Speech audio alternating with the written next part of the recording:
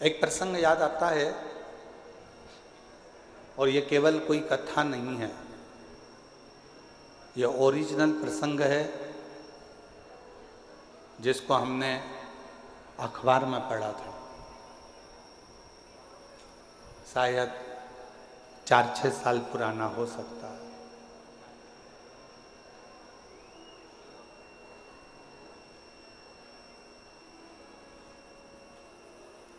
एक माता पिता ने अपने लड़के की शादी एक लड़की से पक्की कर दी।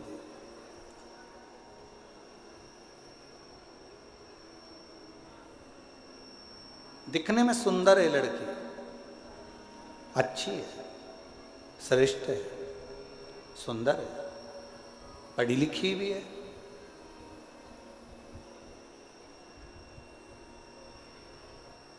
दिखने में उसकी सुंदरता भी है, पढ़ी लिखी भी है और अच्छी भी है।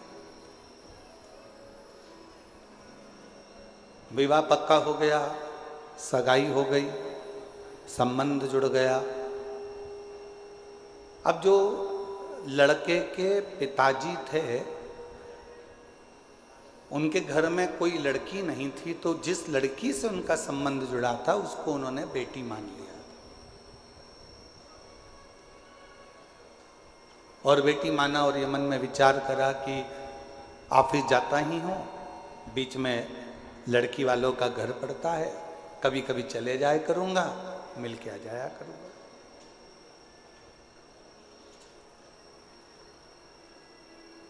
ये कोई कथा नहीं है, हमने अखबार में पढ़ा था।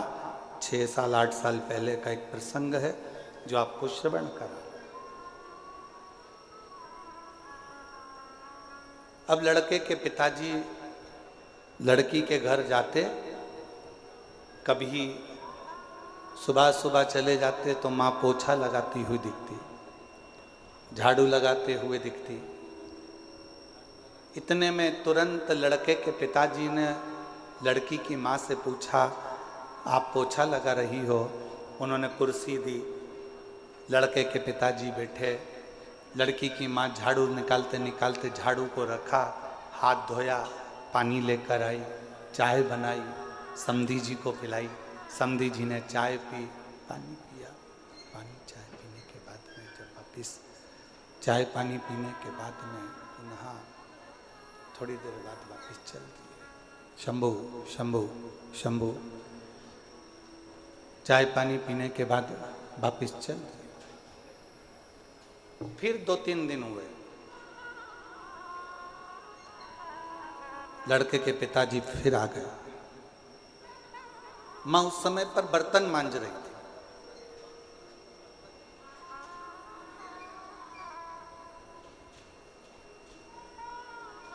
ससुर जी ने पूछा, समधी जी ने पूछा, क्यों साहब समधी जी कहाँ गए? कहा वो काम से गए। बेटा काम से गया, बेटी अंदर है। अच्छा। समधी जी के लिए बर्तन मांगते मांगते छोड़कर फिर वो चाय लाई, पानी लाई। समधन ने चाय पानी पिलाया। समधी जी फिर चले गए। 1.5 महीने के बाद फिर समधी जी आ।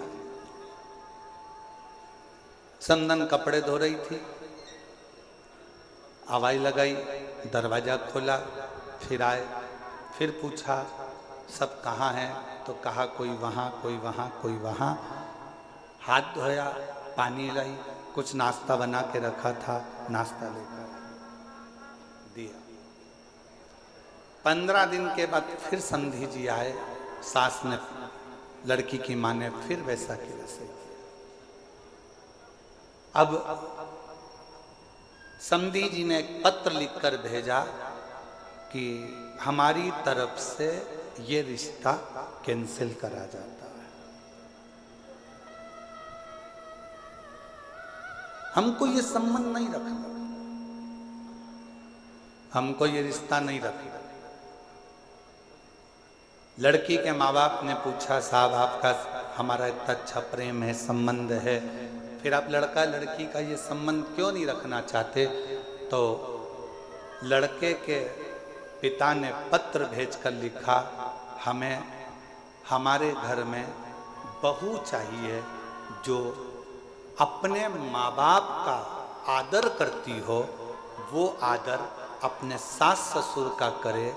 अगर माँ घर में बर्तन मांज रही है और बेटी घर में मोबाइल चला रही हो, माँ कपड़े धो रही हो और बेटी लैपटॉप चला रही हो, माँ झाड़ू लगा रही हो और बेटी अपने कमरे में सो रही हो, माँ पूरे घर का काम कर रही हो और बेटी आराम से बैठकर अपने कमरे से बाहर ना निकल रही हो, तो हमको टेबल पर सजाने के लिए गुलदस्ता नहीं चाहिए, हमको बहू चाहिए, हमको बहू चाहिए। खूब पढ़ाओ बेटियों को। यशु महापुराण की कथा कहती है, शंकर जी की 6 लड़कियों को शंकर जी ने अलग अलग गुरु के गृह में पढ़ने के लिए भेजा था। शायद दुनिया का पहला पिता होगा जो अपनी बेटी को शिक्षा अध्ययन करने के लिए भेजे थे, वो देवाधिदेव महादेव थे, वो भगवान शंकर थे, वो भगवान शिव, वो ओघड़दानी देवाधिदेव महादेव भगवान शंकर थे। खूब पढ़ाओ बेटी को, अच्छी एजुकेशन दिलाओ बेटी को, अच्छा कॉलेज दिलाओ बेटी को, अच्छे स्कूल में पढ़ाओ बेटी को, तुम्हारी कैपेसिटी से ज्यादा अध्ययन कराओ बेटी को। पर निवेदन है, अपनी घर की बेटी को एक संस्कार जरूर देना कि अगर माँ थकी हुई दिख रही हो तो बेटी कहे, मम्मी भले मैं ऑफिस से आई हूं, तुम बैठो, मैं चाय बनाकर तुम्हारे लिए भी लाती हूं और मेरे लिए भी लेकर आ। माँ आप रुको, थोड़ा काम मैं करती हूँ, आप बैठे रहो, मम्मी टेंशन मत लो, मैं कर दूंगी ना, हो जाएगा ना, चिंता मत करो, चलो बैठो, पापा चिंता मत करो। जिस घर की बेटी का संबोधन, जिस बेटी के घर के शब्द अपने माँ बाप के लिए इस तरह के निकलते हैं, समझ लेना वो बेटी अपने ससुराल में थोड़ी तंगी में भी अपनी जिंदगी का बसर सही से कर सकती है, कर सकती है। थोड़ी तंगाई आएगी, थोड़ी तकलीफ आएगी, पर उसमें भी वो अच्छे से जिंदगी का बसर कर सकती है, जिंदगी श्रेष्ठ जी सकती। आज के जमाने में हम सहनशीलता नहीं दे पा रहे। शिव महापुराण की कथा कहती है, परिवार की सबसे बड़ी पहचान होती है उसके घर के संस्कार।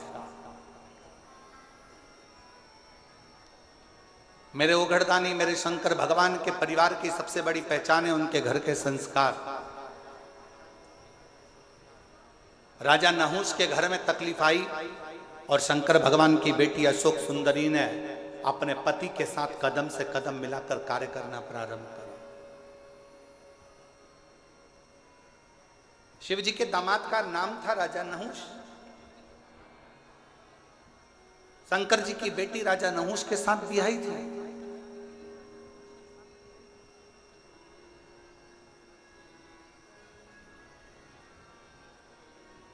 ऐसा नहीं है कि जिंदगी में मुसीबत नहीं आती। हम पहले भी कथा के माध्यम से आपको कहे थे, मंगल सूत्र गले में लड़की के इसलिए बांधा जाता है, विवाह के समय पर लड़का लड़की के गले में मंगल सूत्र इसलिए बांधता है क्योंकि मंगल सूत्र में एक जैसे दाने नहीं होते।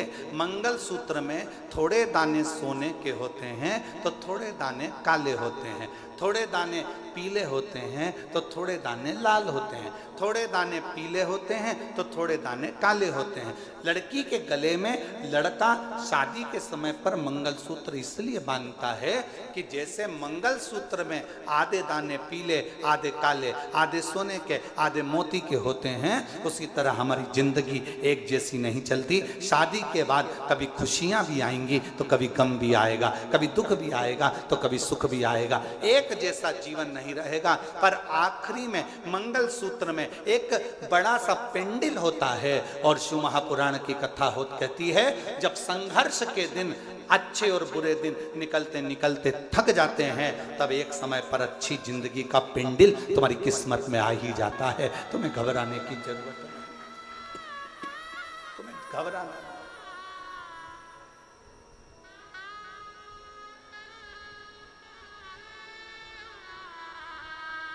एक अच्छे परिवार की पहचान, एक अच्छे परिवार की पहचान उसके घर के संस्कार से होती है। कैसा संस्कार है उसका, ये उसके घर की पहचान बता देती है। इसलिए फिर निवेदन है कि मत बुरे कर्म कर वरना, सब बोलो सब, भगवान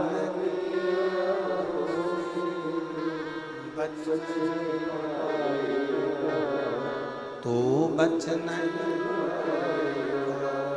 अरे ओ अज्ञानी मत करना, अरे ओ अज्ञानी तेरे तू ही पाएगा जैसा किया तूने, तेरे आगे मत बुरे वरना पछताए, भगवान की आंखों से बच नहीं, तू बच नहीं पाएगा, अरे ओ अज्ञानी मत करना। आप अच्छे परिवार की पहचान बताने का सबसे सुंदर तरीका है आपके घर का संस्कार।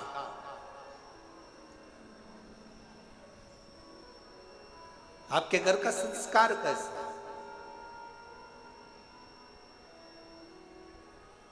कोई आया, आप खड़े होकर उससे मीठी वाणी में बात कर लिए, जल का पूछ लिए, प्रणाम कर लिए, नमन कर लिए, सत्कार कर लिए, उतने में पहचान हो जाती है कि परिवार कैसा।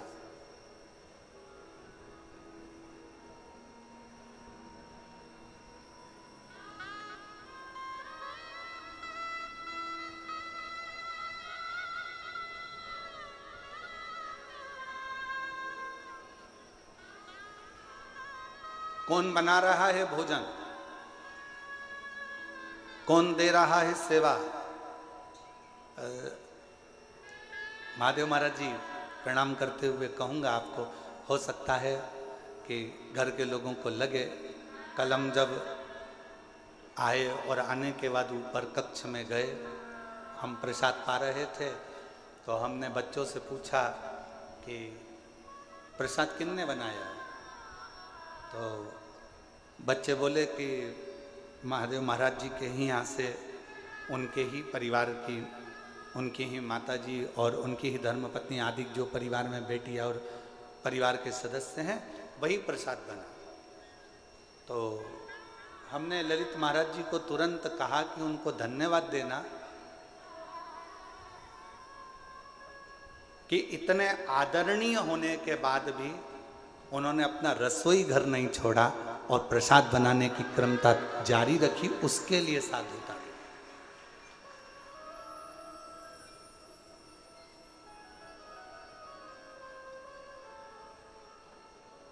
अन्नपूर्णा का घर जब अन्नपूर्णा खुद संभालती है ना, अन्नपूर्णा का घर जब घर की माँ स्वयं संभालती है ना, तो उस रसोई घर में रसोई का स्वाद स्वयं अन्नपूर्णा महारानी आकर देना प्रारंभ कर देती है, स्वयं माँ देती है।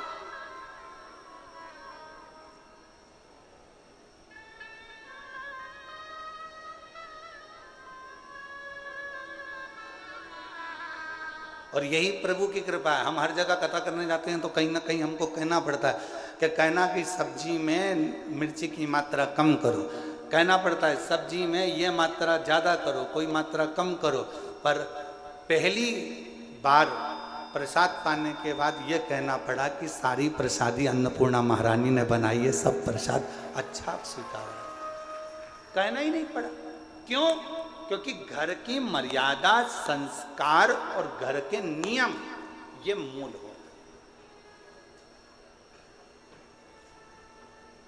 और एक चावल का दाना देखा जाता है हंडी का कि चावल पका कितना है, पूरी हंडी कितनी पकी है। हमने तुरंत फिर ललित महाराज से कहा, अब ये विश्वास कहता है कि जब इतना सुंदर प्रसाद यहाँ बना है तो चाकरवाड़ी में जो कथा हो रही है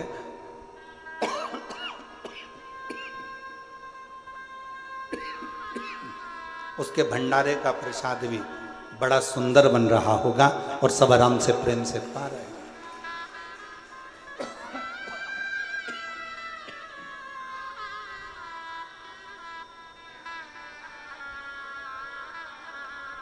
ये प्रेम बता देता है, ये आनंद बता देता है। शिव कथा कह रही है, भगवान शंकर का प्लेन जा रहा है, एकदम सूखा सूखा माई के गला पकड़ रहा है। शिव कथा कह रही है, भगवान शंकर का चरित्र कह रहा है, शिव तत्व कह रहा है, शंकर की कथा कह रहा है।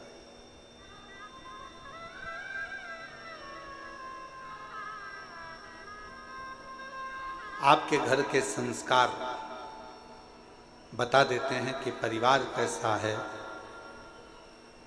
आपकी बोली बता देती है इंसान कैसा है। आपकी बहस एक दूसरे के प्रति तानाकसी बता देती है कि आपका ज्ञान कैसा है।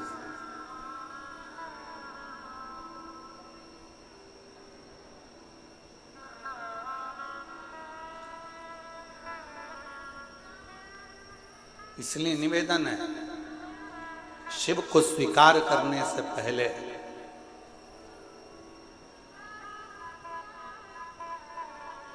शिव को स्वीकार करने से पहले सदगुरु श्री संत ज्ञानेश्वर माउली जी की इस पवित्र धरा से कहूं मैं आपको कि शिव को स्वीकार करने से पहले अपने भीतर के अहंकार को, अपने भीतर की अभिमतता को, अपने भीतर के अहम को तुम्हें दूर फेंकना पड़ेगा। तब आपके भीतर शिव तत्व प्राप्त कर सकते हो। तब शिव को अपने अंदर आप बिठा सकते। कितना कठिन। देवराज नामक का ब्राह्मण कुल में जन्म ले लेता है, ब्राह्मण कुल में पैदा होता है, ब्राह्मण कुल में रहता है, ब्राह्मण के घर में जन्म लेता है, ब्राह्मण के कुल में जन्म लेता है और आखिरी में वो अपने पथ से भ्रष्ट हो जाता है।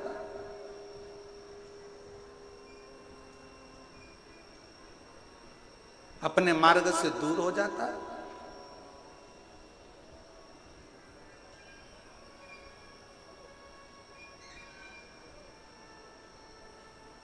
जरूरी नहीं है। एक साधारण से परिवार में चर्मकार जी के घर में भी एक बालक जन्म लेते हैं। संत श्री रविदास जी महाराज चमड़े का जूता बनाते बनाते भी संतों की श्रृंखला में प्रथम गिनती में आ जाते हैं। वो संत श्री रविदास जी हो जाते हैं।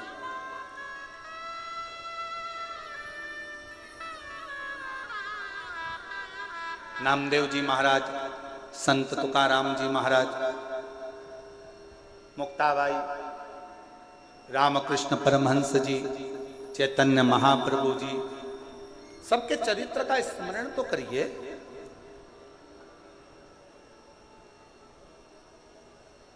संत श्री नामदेव जी महाराज को एक बार रोक लिया गया, कीर्तन कर रहे थे, विठल विठल विठल विठल लगे हुए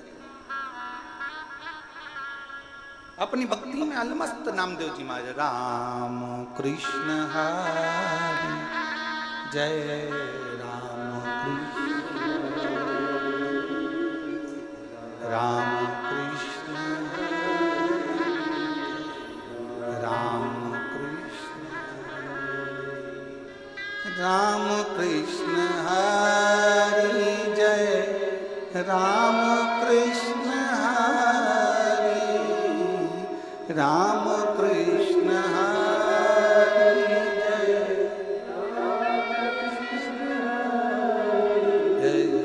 राम कृष्ण हरि, राम कृष्ण,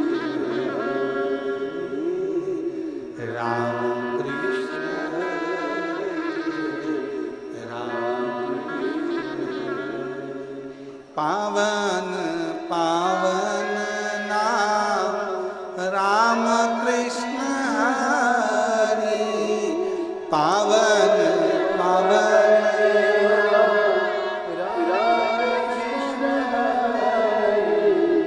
राम कृष्ण हरि जय, राम राम कृष्ण राम। नामदेव जी महाराज अपने कीर्तन में डूबे हुए थे।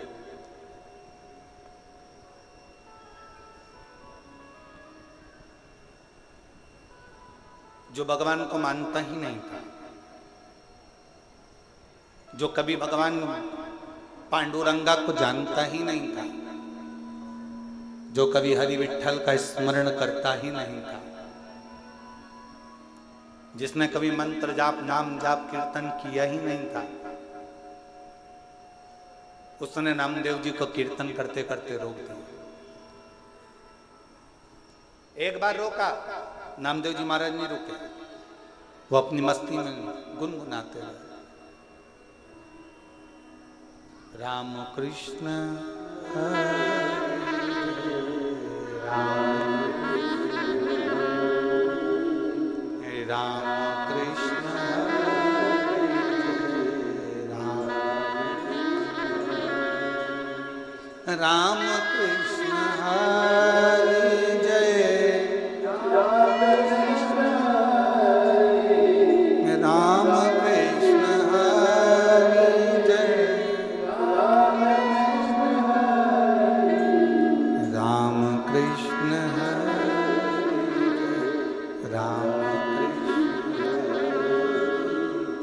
राम कृष्ण राम।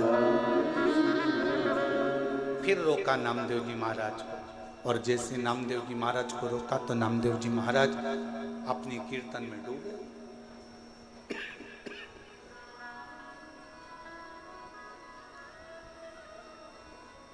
बार बार नामदेव जी को रोका जा रहा, नामदेव जी महाराज रुकते हैं। फिर रोका, फिर नहीं रुके। आखिरी में नामदेव जी महाराज थोड़ी देर स्तुप्त होकर खड़े हो गए, हाथ में वीणा और करताल।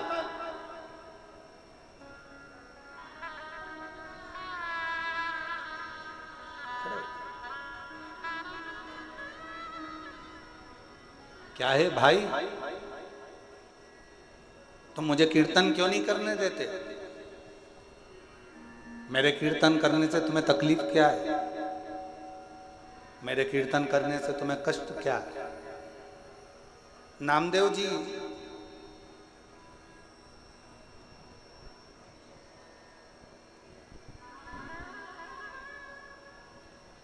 भगवान कभी दिखता ही नहीं है,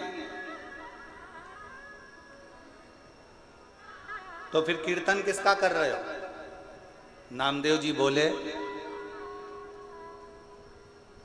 भगवान भले ना दिखे पर भगवान हमारे अंदर, तुम्हारे अंदर, संपूर्ण जगत के अंदर मेरा पांडुरंगा हरि विठ्ठल समाहित रहता है। हरेक के अंदर मेरा पांडुरंगा हरि विठ्ठल सब में समाहित रहता है, सब में समाहित। हम कैसे मान सकते हैं? नामदेव जी ने एक लोटा पानी मंगवाया, एक डब्बी नमक मंगवाया, सामने वाले व्यक्ति को दिखाया, ये क्या है?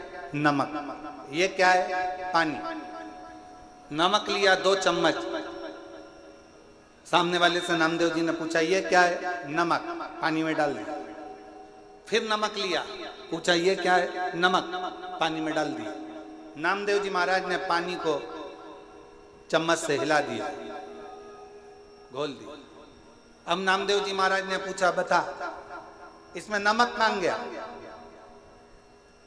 सामने वाले ने कहा कि इसमें नमक तो घुल गया, नमक इसमें चला गया। अब तो इसको उकाल ले, गरम कर ले, तपा ले, तो भी इसमें नमक मिला की मिला ही रहेगा। नमक दिखता नहीं है, पानी में घुल जाता है। उसी तरह मेरा हरि विठ्ठल भी दिखता नहीं है। जब मानव जन्म लेता है उसमें शिव तत्व समाहित घुला हुआ होता है। परमात्मा उसमें घुला हुआ, परमात्मा उसमें समाया हुआ।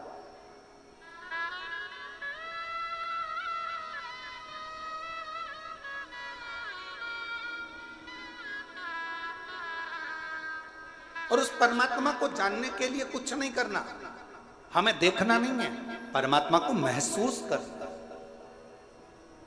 भगवान हमारे अंदर है कि नहीं, इसको महसूस करने के लिए ही हमारा कीर्तन, भगवान का मंत्र जाप, शिव महापुराण की कथा, भगवान का स्मरण, भगवत नाम, भगवान की कथा, ये सब हो।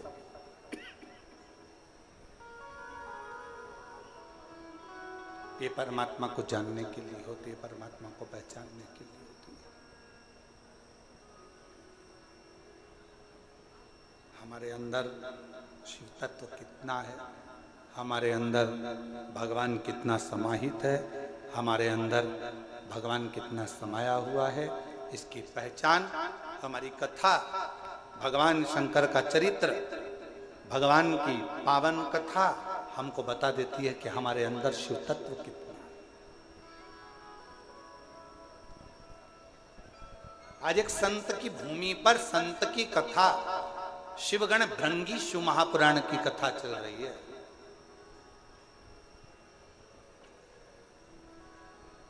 और कितना विचित्र शिव भक्त होगा, जरा विचार करिएगा, जिसने वर में मांग लिया था भगवान शंकर से कि अगर कोई पत्ती भंवरा झूठा भी कर दे तो तुम स्वीकार कर लेना, कोई पुष्प यदि भंवर भ्रमरा झूठा भी कर दे तो तुम स्वीकार कर लेना। और कितनी बड़ी शिव भक्ति होगी, जरा विचार करिएगा। भगवान को चढ़ने वाला फूल अगर धो लिया जाता है, उसको धो देते हैं, तो भगवान उस फूल को स्वीकार नहीं करता। भगवान को चढ़ने वाला फूल पेड़ पे से टूटता है और टूटा हुआ फूल भगवान को चढ़ता है तो भगवान स्वीकार करते हैं, पर धोया हुआ फूल भगवान स्वीकार नहीं करते, क्योंकि वो भंवरे का झूठा होगा तो शिव को स्वीकार।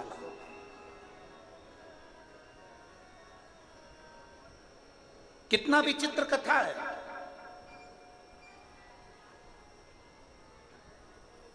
फूल को कब तोड़ा जाता है? जम के बोलो जरा। भगवान को चढ़ने वाले फूल को कब तोड़ा जाता है? नहाने के बाद कि नहाने के पहले? बोलते जाओ, उत्तर दो जल्दी। चाकरवाड़ी में बैठे हो, जरा अच्छे दमदारी से उत्तर दो। महाराष्ट्र वाले इतने धीमे बैठे रहेंगे तो हो गया कल्याण पूरे देश का। सारी बुलंद आवाज तो महाराष्ट्र से ही गूंजती है, जैसे छत्रपति संभाजी के लिए गूंजी थी।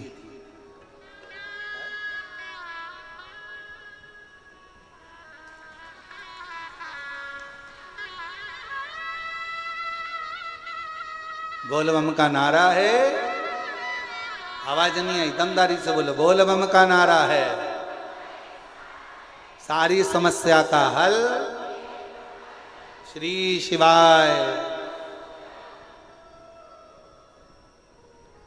भगवान के लिए फूल कब तोड़ा जाता है? नहाने के बाद कि नहाने के पहले? ठीक है।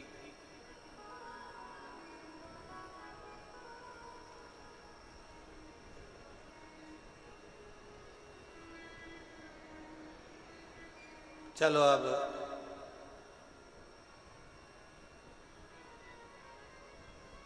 पुष्प शिव महापुराण की कथा बाची थी, किन किन ने सुनी थी? उस कथा को एक बार हम पुनः अगर बीच में कभी योग लगा तो आस्था चैनल वालों से कहेंगे कि उस कथा को एक बार वापिस आस्था चैनल पर दिखाओ। पुष्प शिव महापुराण की कथा वो 5 दिन की थी। उसमें पंच पुष्प का वर्णन किया था कि पुष्प, कौन सा फूल जमीन पर गिरा हुआ भी मेरे भगवान स्वीकार कर लेते हैं, कौन सा पुष्प जहरीला है जो किसी देवता पर नहीं चढ़ता वो भगवान स्वीकार कर लेते हैं, कौन सा पुष्प जिसको कीड़ा भी चख ले, भंवर भी झूठा कर दे, जिसको खंडित भी किया जाता है तो भगवान स्वीकार कर लेते हैं। कौन सा पुष्प?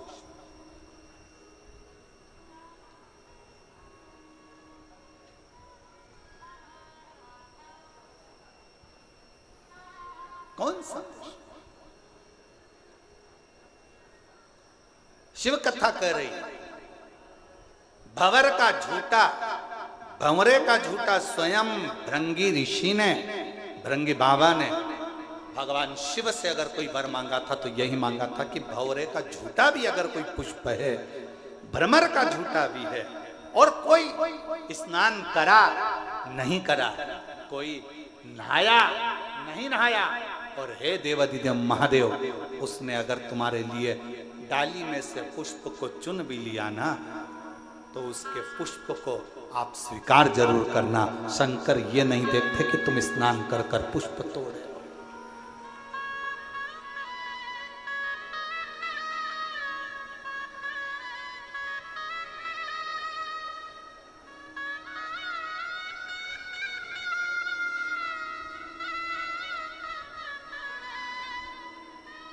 बस वो तो हृदय से मांग लो, हृदय से। हे त्रिपुंडधारी, हे त्रिशूलधारी, हे त्रिपुंडधारी,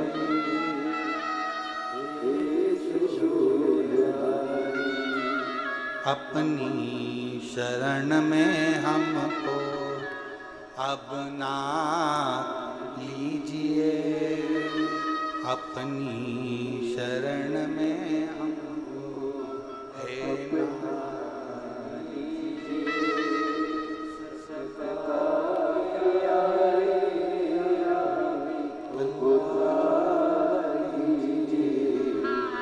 उद्धार कीजिए, हे त्रिपुंडधारी,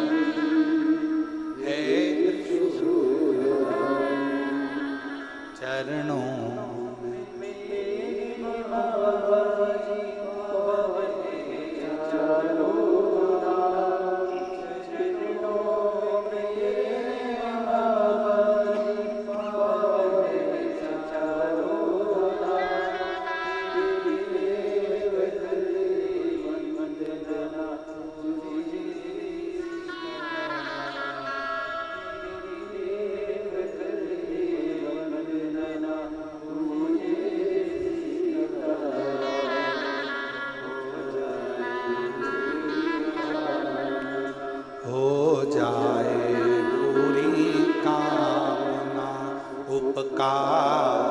कीजिए, सबका किया है मेरा भी कल्याण,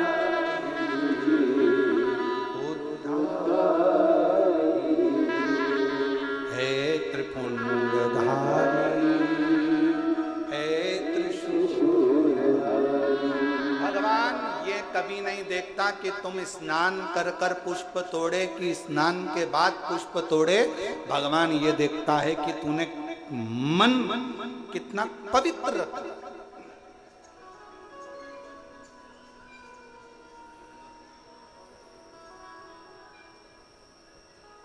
अब एक उत्तर दो चाकरवाड़ी वालों साहब, ए बीड़ जिले की जीजियों और जितने मेरे जीजा बैठे सब उत्तर देना, बेटियां बेटे सब उत्तर देना, मेरी माएँ भी उत्तर दें, मेरे बाबा भी उत्तर दें। मरने से पहले भगवान का नाम लेना जरूरी है कि नहाना जरूरी है? मरने के पहले, मैं मरने की बात नहीं पूछ रहा हूं, मरने के पहले भगवान का नाम लेना जरूरी है कि नहाना जरूरी है? चलो बोलो, जल्दी जल्दी बोलो।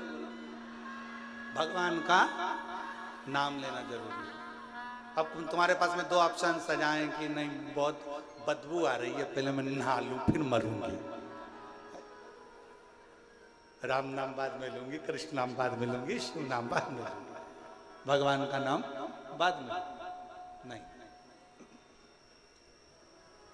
प्राण छूटने वाले हैं, अंतिम क्षण चल रहा है, कोई नहीं देखेगा कि तुझे हॉस्पिटल में पड़े हुए कितने दिन हो गए, कितने दिन से तूने स्नान नहीं करा, कितने दिन से तू नहाया नहीं, कितने दिन से तूने ब्रश नहीं करा, कितने दिन से तू कभी स्नान नहीं कर पाया, कोई नहीं देखेगा। हर व्यक्ति एक बात कहेगा, अंतिम क्षण है, राम कहो अंतिम क्षण है, कृष्ण कहो अंतिम क्षण है, पांडुरंगा हरि विठ्ठल कहो अंतिम क्षण है, शिव का नाम लो अंतिम क्षण है, भगवान को याद करो। कोई नहीं कहेगा 8 दिन पहले नहाया था अभी तक नहाया नहीं, मरेगा तो नरक जाएगा, बैकुंठ जाएगा कि नहीं जाएगा, कोई नहीं कहेगा। सब कहेंगे अगर मरने से पहले भगवान का नाम ले लिया तो बैकुंठ तो चला गया, नहाया कि नहीं नहाया किसी को मतलब नहीं।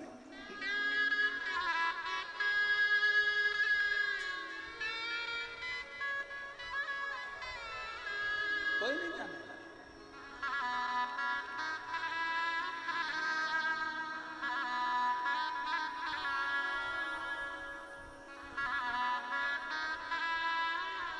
कोई नहीं जानेगा महाराज, कोई नहीं पूछेगा। यहां सब शिव के होकर शिव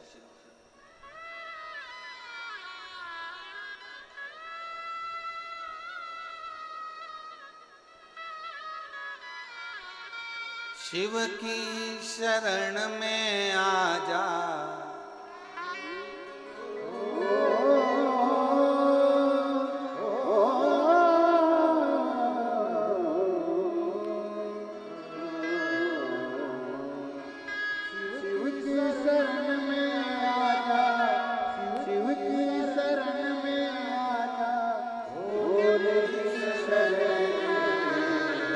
एक बार आजा आजा शिव की शरण,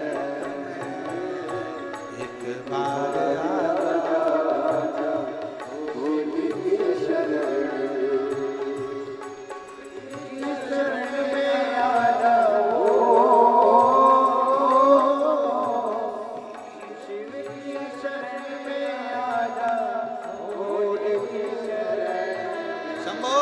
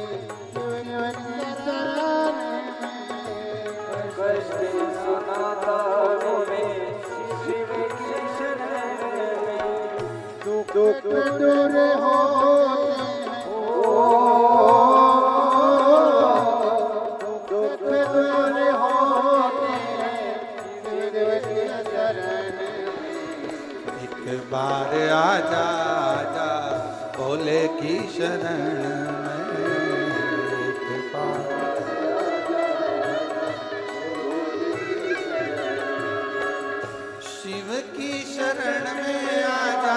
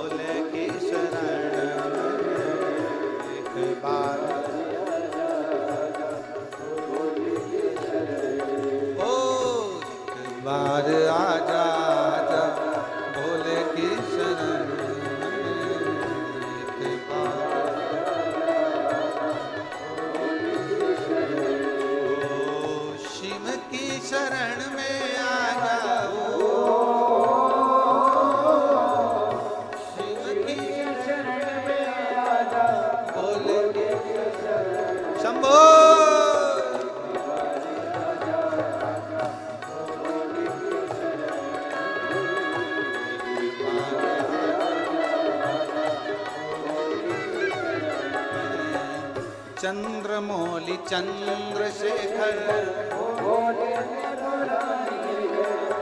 चंद्रमौली चंद्रशेखर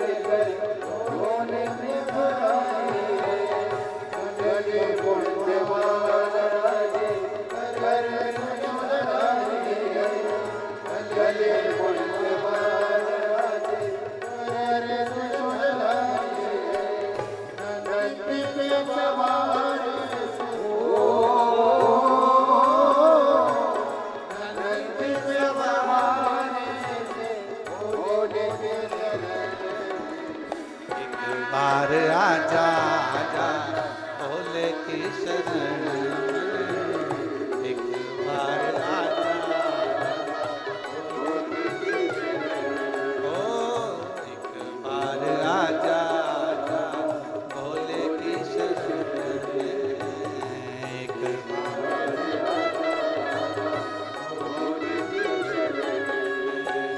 भोले की शरण में आ जाओ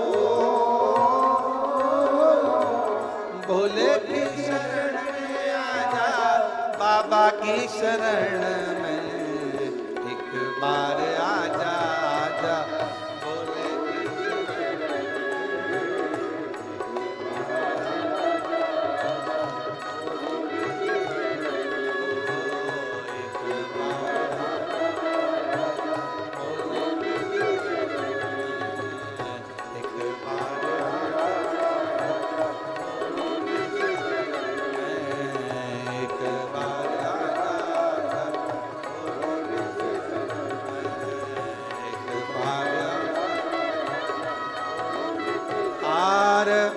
आर महा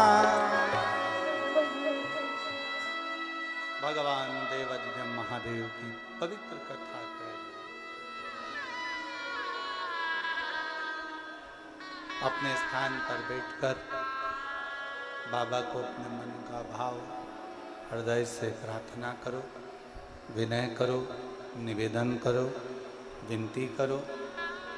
आज रवि प्रदोष है और भगवान देवाधिदेव महादेव का पवित्र आनंदमय दिवस है। भगवान देवाधिदेव महादेव को अपने मन का भाव बड़े हृदय से कहिए। जहाँ जगह मिले वहाँ बैठकर शिव जी को अपने मन का भाव कहिए, सब प्रार्थना करो। रवि प्रदोष है, कहते हैं रविवार का यदि प्रदोष पर्व पड़े ना, और शिव जी को 3 चीजें रवि प्रदोष के दिन दी जाती हैं। पहले नंबर पर 1 लोटा जल, दूसरे नंबर पर प्रदोष काल में दीपदान, और तीसरे नंबर पर भगवान शंकर के नाम का उच्चारण। पंचाक्षर मंत्र या षडाक्षर मंत्र या श्री शिवाय नमस्ते। अगर मौका लगा है तो बाबा को अपने मन से, भाव से, हृदय से प्रार्थना करो। सब साथ में बोलें और विनय करें। जिन जिन को आता है वो अपने साथ में बोलेंगे, सब प्रार्थना करेंगे। शंभू